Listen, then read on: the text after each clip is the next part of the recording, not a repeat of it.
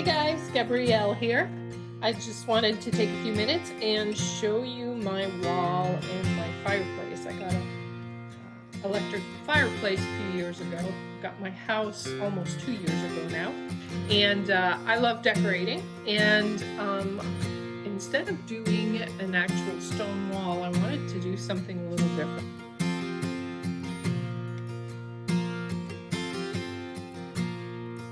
I went to Wayfair and I got these panels. They're actually foam. All these panels that you see up here, they're held up by velcro. Some people can glue them. I decided to put velcro in the back. That way I can just remove them if I need to.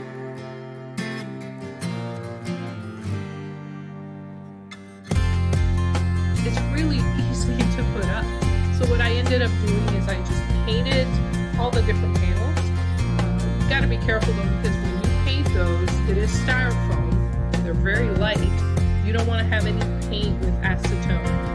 That will actually burn your piece of styrofoam. So anyways, just wanted to share this with you. Come here. Hey. Anyways, thanks.